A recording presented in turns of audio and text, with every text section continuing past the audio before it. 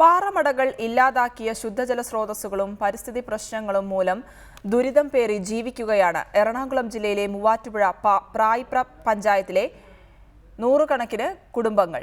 പ്രദേശത്ത് പ്രവർത്തിക്കുന്ന 20ഓളം പാറമടകളിൽ നിന്നും അനുമതിയുള്ളതിന്റെ 10 മടങ്ങിലധികം ഖനനം നടത്തിക്കഴിഞ്ഞു.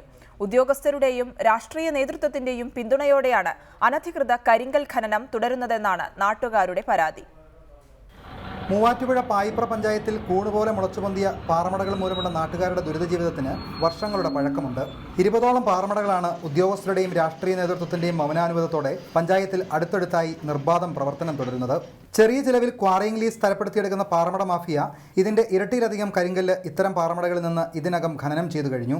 ഇലക്ട്രിക് കേപ്പ് ഉൾപ്പെടെയുള്ളവ ഉപയോഗിച്ചുള്ള ഉഗ്രസ്ഫോടനങ്ങളിൽ ഈ ഗ്രാമമാകെ നടുങ്ങുകയാണ്.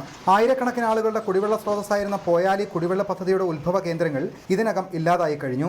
രാസമാലിന്യങ്ങൾ പുഴയിലൂടെ ഒഴുകി മൂവാറ്റുപുഴയാറിലേക്കുള്ള കൈത്തോടുകളിലെ മത്സ്യങ്ങൾ പോലും അപ്രത്യക്ഷമായി. പാറമടകൾക്കെതിരെ പരാതിയുമായി രംഗത്തു വരുന്ന നാട്ടുകാരെ ഭീഷണിപ്പെടുത്തി ഇതിൽ നിന്ന് പിന്തിരിപ്പിക്കുന്നതായും ആക്ഷേപമുണ്ട്. ഖനന പ്രദേശങ്ങൾ സ്ഥിതി ചെയ്യുന്ന സ്ഥലങ്ങളാകെ നിലം എന്നാണ് രേഖകളിലുള്ളത്. കൂടാതെ മിച്ചഭൂമിയിലും പാറമടകൾ പ്രവർത്തിക്കുന്നുണ്ട്. ഇത്തരം പ്രദേശങ്ങളിൽ ഖനനം പാടില്ലെന്നുള്ള നിയമം നിലനിൽക്കെ ഇതിന് അനുമതി നേടിയെടുത്തതിൽ വൻ അഴിമതി നടന്നിട്ടുണ്ടെന്നാണ് നാട്ടുകാർ പറയുന്നത്.